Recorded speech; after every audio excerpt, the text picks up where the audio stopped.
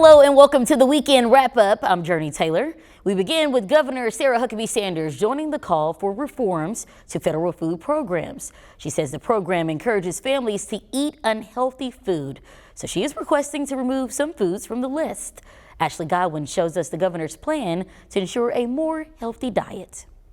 And with obesity as high as ever, this would be a massive benefit to our health and our taxpayers. In a post on social media, Governor Sarah Huckabee Sanders is asking for certain foods to be excluded from purchasing with SNAP benefits. On Wednesday, she sent a letter to Robert F. Kennedy Jr. and Brooke Rollins, nominees of President-elect Trump, who will oversee the Department of Health and Human Services and the Department of Agriculture. In the letter, she says, quote, "I ask that you work collaboratively across the administration to prohibit the sale of junk food in SNAP and in taxpayer-funded junk food." She also hopes to pursue SNAP waivers that will support the buying of fresh fruits and vegetables. So we are definitely supportive of helping people become healthier, make healthier choices. Christy Putnam, the Secretary for Arkansas's Department of Human Services, says the agency was kept in the loop about the governor's letter. She says there are already programs in place through Medicaid and SNAP that will provide access for healthier foods, like Double Up food bucks.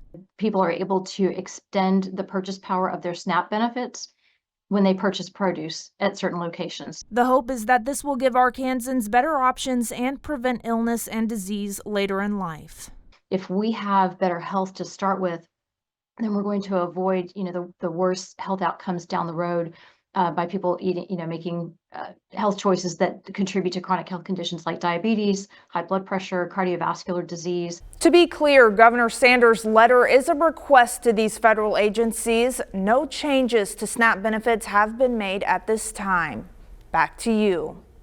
All right, thank you, Ashley. Well, the governor quoted findings from a CDC survey in 2023 that 4 out of every 10 of us here in Arkansas struggles with their weight.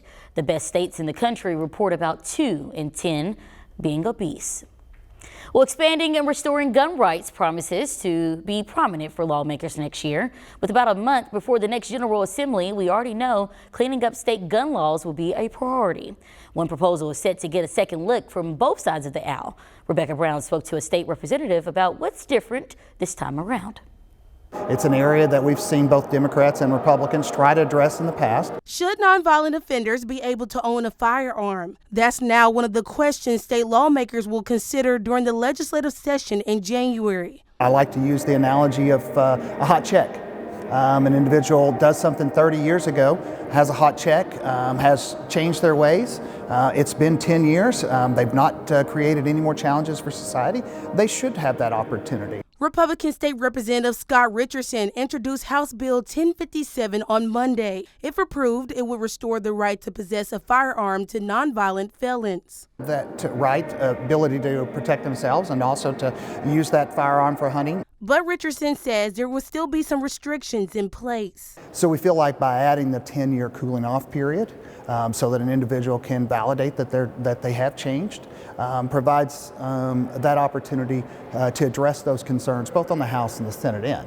But I think we would both agree there's a lot of good people sitting in prison that made a small mistake. Ladina Biddle, the founder of Arkansas Department of Corrections Family Support, says she supports the bill. She says her nephew was found guilty of a crime over 20 years ago and wants the right back to go hunting. So he can't work, doesn't have an income, so having to hunt for food is something that's very important and a basic need of life. But yet he's being told, okay, you served all your time. And even though that debt's supposed to be paid to society, you haven't been rehabilitated enough. This is just another opportunity for us to go back and provide those protections of the state back to individuals who have proven that they've changed their ways. In Little Rock, Rebecca Brown, THV11 News. The legislative session begins next month, and Richardson is hopeful that getting the proposed bill out early will give lawmakers enough time to address concerns and make changes to get it passed. There's no doubt re-entering society after serving jail time is challenging, but a new $1 million grant aims to help make inmates transition a little smoother. Brooke Buckner shows us how the new program in White County could enhance public safety for everyone and help individuals make a lasting change. We're hopeful that through this grant and through the opportunities we have, we can help break that cycle. The cycle White County Sheriff Philip Miller is talking about is one we all see too often. People getting released from jail just to go back in. But Sheriff Miller says a new grant and local partnership could help stop it. Whether it be because of chronic health condition, chronic mental health condition, whether it be just, like I say, with the component with the Literacy Council, helping them to become literate and be able to read makes a huge impact on their ability to have good gainful employment. Our Care is the only organization in Arkansas to receive the grant from the Health Resources and Services Administration. Now they're partnering with the White County Sheriff's Office, Restore Hope 100 Families Program, and the Literacy Council of White County to try and improve healthcare access and social support services for the incarcerated. But Our Care's Chief Strategy Officer Joey Flowers says the extra support doesn't stop when they get released from jail. 90 days before they leave, and then for 12 months after they leave. If they stay engaged in the program, we're there for them to help get them their footing, because as the sheriff said, we're trying to keep them from having to come back. All in hopes of getting them on the right track to having good health and stable jobs. We're giving them the tools and the resources to give them support, because a lot of times a lot of our people in our community don't have the support that they need. It's a win-win. It's a win for them. It's a win for us because it's a money factor. If they're not in jail, they're not costing us to be here, and they can be out in society and be productive. In Searcy, Brooke Buckner, THV11 News. Our Care is one of 51 organizations across the country to receive the grant. The funds will last from this December through November of 2026.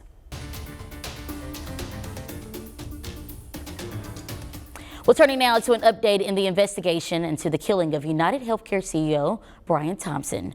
The New York Police Department says it's been able to use forensic evidence to build their case against suspect Luigi Mangione. They say shell casings found at the scene matched the 3D printed ghost gun the 26-year-old had with him when he was arrested in Pennsylvania on Monday. He is still being held in Pennsylvania at a prison there while authorities work to bring him back to New York, where his second-degree murder charge is expected to be elevated to premeditated first-degree murder. Now, the murder of Brian Thompson is prompting a polarized response, especially online. This weekend, we look into the outpouring of anger, not directed at the shooter, but at the health care insurance industry. Here's Mark Strassman. It's very hard for me to be empathetic. Free-floating outrage fuels this American moment. They are wolves who want to kill you for money. A targeted killing in Midtown Manhattan, a hooded gunman, and thousands of online posts like, "He's a hero," overwhelmingly side with a shooter. This guy's bringing the country together. In New York City, a hooded shooter look-alike contest brought cheap laughs. When shooting suspect Luigi Mangione was arrested in Pennsylvania, online hot takes doubled down. Which one of you McDonald's employees ratted that guy out? The web's new hot sellers, free Luigi shirts, deny, defend, depose coffee mugs, delivery before Christmas. Seemingly forgotten, Brian Thompson, United Healthcare's CEO, murdered in cold blood. The 50-year-old husband and father of 2 sons was buried on Monday.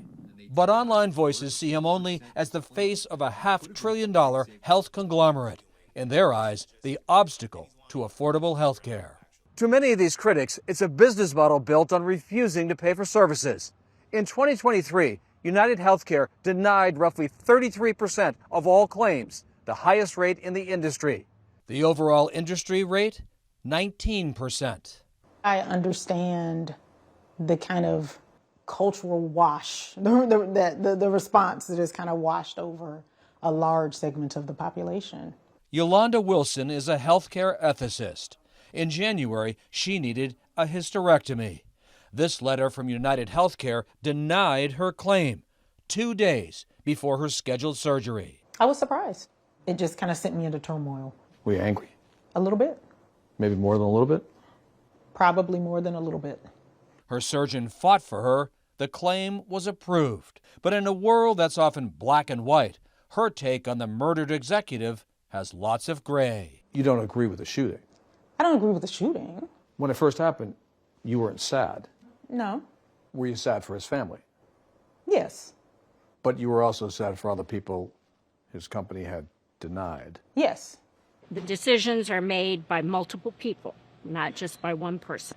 We heard more nuance from customers at Pickles Deli in downtown St. Louis.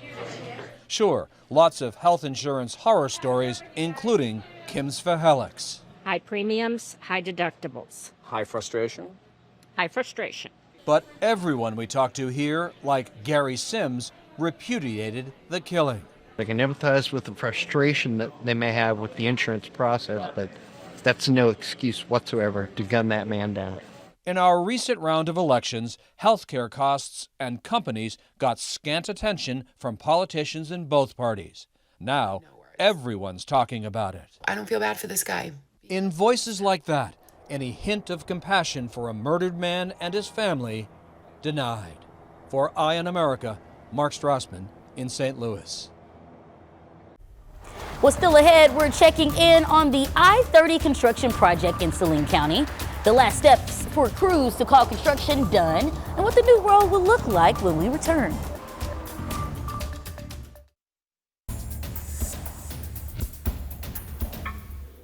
Well, after the fanfare of 30 crossing earlier this month, drivers about 20 miles down the road are wondering, when is it our turn? Well, buckle up because we have some good news. All of that work could come to an end in the next couple of weeks. Maya Ellison shares more on what drivers can expect. It was only a few months ago when Arkansas Department of Transportation officials began to work on the final phase of the I-30 widening project in Saline County. Now it looks like that 5-year journey is coming to an end. I think we're all just kind of let's get it done and wrap it up and move on. Ask almost any driver in central Arkansas and they'll tell you traveling through the construction along Interstate 30 in Saline County is a nightmare. I understand every complaint we got, all the frustrations, and I would say that most of those, we and the contractor deserve. A project that was estimated to take 3 years turned into 5. Dave Parker with the Arkansas Department of Transportation says those delays and difficulties eventually led to a change. Yes, it was roughly 6-7 months ago. We had reached a point in the project where we were not satisfied. We were not happy with the progress of the work. It had been delayed a couple of times. Once they came to an agreement, things started to move faster. And people started to see, wow, this is really going to be a nice stretch of road, new concrete, new road to drive on. And they saw the payoff. It just took a while to get there. A few months later, Parker says they're close to the finish line, but there's still work to be done. The contractor still has to install some overhead signage. Some digital message boards need to be put in place along that stretch. So even though you might see those bright orange cones along the interstate, Parker's confident they won't be there for much longer. New year will bring great new things to Saline County widening. In Saline County, Maya Ellison, THV11 News. Well, Parker also says all the updates should be completed by early to mid-January, but for now, just check iDrive Arkansas before you head through there, especially as they finish work on the off-ramps to Highway 70 down to Hot Springs. Christmas is now less than 2 weeks away, and as you're shopping online for gifts for your loved ones, you want to make sure they get there before the holiday. Now, while it might be smartest to just get the shopping done early and not have to worry about shipping, there are some general guidelines and deadlines depending on what service you use. For USPS, you're looking at a December 18th deadline. If you want to pay a little extra, you can wait until the 21st. UPS has a few options if you're shopping last second, but they don't deliver on Christmas. So even with one-day shipping, you'll have to have it in by the 23rd. Now, depending on how far your package has to ship, FedEx does have same-day shipping if you're really cutting it close. Remember, weather and other factors can slow those packages down. So the earlier the better and the cheaper. We sometimes take for granted how easy it is to get those online orders, but a lot of prep goes into it. Nancy Chen got to ride along with a delivery driver to see all the action and learn some tricks of the trade along the way. All right, everyone, stick in. It's nearly go time for presents, but before all those gifts can be unwrapped, they need to get there first. An estimated 2.2 billion packages will be shipped this holiday season. more than 100 million per day from now until Christmas Eve. So make sure to mark your calendars for key shipping deadlines. The last day for FedEx Ground Economy is tomorrow. It's next Wednesday for U.S. Postal Service Ground and First Class Mail. Procrastinators have until the 23rd for FedEx Overnight and UPS Next Day Air. Making those tight deadlines requires a huge workforce of more than 1.5 million drivers nationwide. I'm at the Chicago training facility of UPS, one of the nation's largest package shippers, for a chance to undergo driver training and hopefully not a crash course in delivery. Every driver has to go through this training, including annual training afterwards. My instructor for the day is Ryan King. Look at all these presents, all these packages. First, this see-through truck, their tool to teach organization. They have hundreds of stops a day and hundreds of packages. So it's very important that they're able to find the package efficiently. We're going to lift with a smooth, steady motion. Then I learned the basics. The reduction in the pounds of force on your joints is vast. Next, I put on special shoes and a safety harness to simulate icy and slippery conditions. Okay, so I'm stepping over the snow mound. Why didn't you de-ice your sidewalk? All good until... Walk Try faster? Pick it up. Let's go. We got packages to deliver. Let's go. Let's plant our feet. Let's go. I don't want to anymore. And while they wisely wouldn't let me drive a real truck, I get in some practice on their simulator. We have a lot of pedestrians out on the streets here, so if we need to get eye contact, we're going to tap that horn. Now that I've learned the basics, it's time for me to take my newfound skills to the streets for some real deliveries. What do you like about this job so much? It's physical. The people. I'm in the passenger seat with Sharon Pasco, who has been accident-free in her 35 years of delivering for UPS. What do you wish that people knew as we go into the holiday season? Well, if you shop early, it gets shipped early. That's the best way. You get everything on time. We pull up, or my only mistake. Thank you very much. Holding it, looking both ways. Almost stepping on the lawn, a UPS no-no when a sidewalk is available. We're going this way because of the grass. Good afternoon. We have a delivery for you. Thank you so much. Thank you. Have a great day. Bye. Not bad for one day of training. How did I do? You did pretty good. Not bad. Okay. Like 4 out of 5? About 4. You did fine. Well, Conway family is turning their home into a holiday masterpiece. Inspired by the iconic Home Alone movie. Coming up, see how their holiday creation is drawing crowds of millions of foods. But first, it's time to eat it up. Christmas came early. Christmas officially came about 2 weeks early for me. This week we are in Pine Bluff, and who doesn't mind a little seafood in the month of December? We're at Underwater Seafood. This place, y'all, is incredible. Some boiled crab, some catfish, oh, not to mention the top seller, dirty rice, is a big favorite. Y'all ready to dive in? Let's eat it up.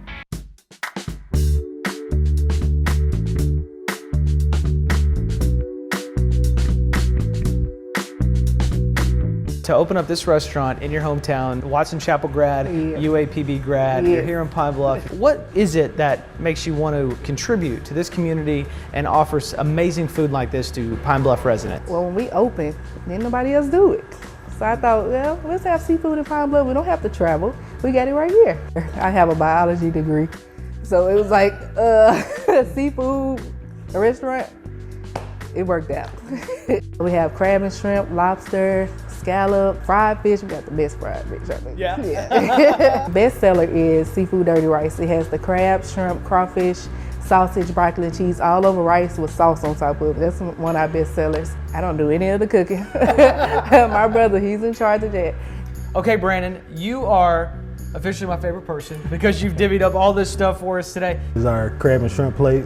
So what that comes with is corn, egg, potatoes, and sausage. Loaded down with the shrimp, and you get 2 or 3 clusters. And you boiled this? It is boiled. Oh. Yes, sir. But we have fun, we enjoy doing it, and we're so excited for what the future holds. And we're looking to expand someday. Okay. Yeah. Okay, Morgan, you told us you can perfectly get crab meat out. You have to show me your technique. I don't want to say perfect. Pretty good. Better than me, because I can never do it. I can never do it. Okay. Okay. Break it right here. Okay.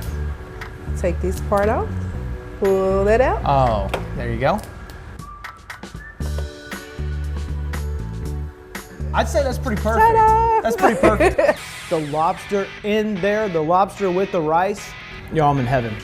Morgan, I don't know what y'all are charging, but you can charge more if you want to. Just coat everything you have in lemon. That's just me. I blame my folks. Oh yeah. That is my favorite food in the world. Boiled shrimp year round. It's so easy to peel. Mine is like, will take you like 5 to 7 minutes to peel because I don't do it right. I can't let any of my friends come here because they're gonna say how bad my boils are compared to this one. Be like, we're never coming to your house again. We're going to underwater seafood from now on.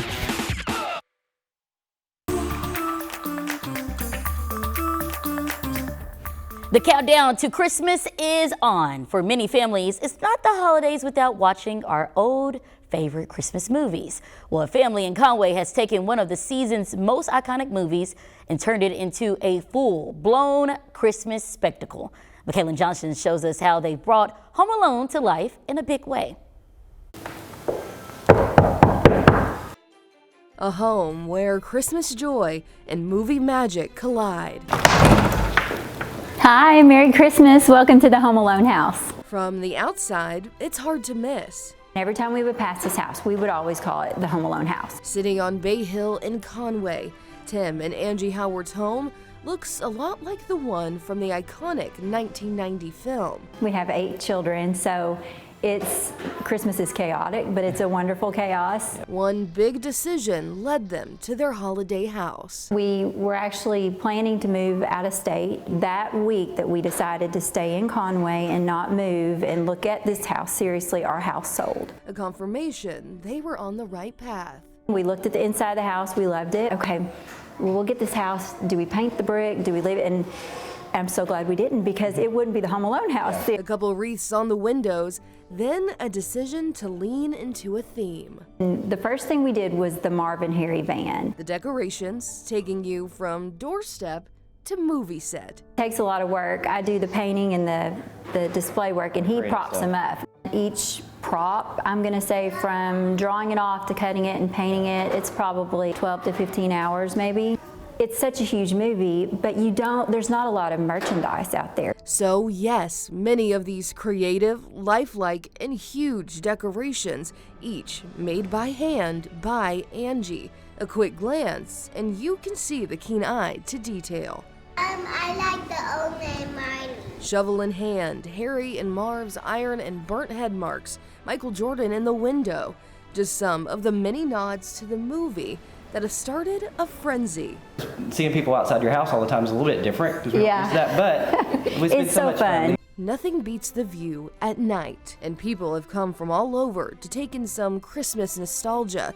There's a craze on social media too. Combined, there's been over 1 million views of the house, and that's just, I mean, it's humbling because I think, well, it's just our little cutouts and, you know, our home, but I'm so grateful that so many people think that it's a fun thing to do with their family. Angie, Tim, and their 8 kids love to see the joy. Usually you'll see little fingers and noses pressed against the window. They want it to be more for the people who make the trip. We made a little game where you can go and you can actually find the things on there. So we're trying to make it interactive where people can actually get out and enjoy it instead of just driving by. This is where we're supposed to be, and this is what we're supposed to do. As for what's next, it's not about quantity. We're trying to stay authentic to the movie. We're gonna have to find out how to store all this stuff because our attic is about maxed out with all these props. The Howard's Home Alone house proves holiday memories don't have to be bought. Magic can come from a little creativity and a lot of heart. We have a big house because we have a big family. We love having that extended family as well, so it's been a lot of fun. Love that. We'll talk about living your favorite Christmas movie. You can find the link to the display's Facebook page where you can find times to visit right now on THV11.com. Well, that's it for the weekend wrap up. Thanks for joining us here on THV11 Plus. We'll see you next week.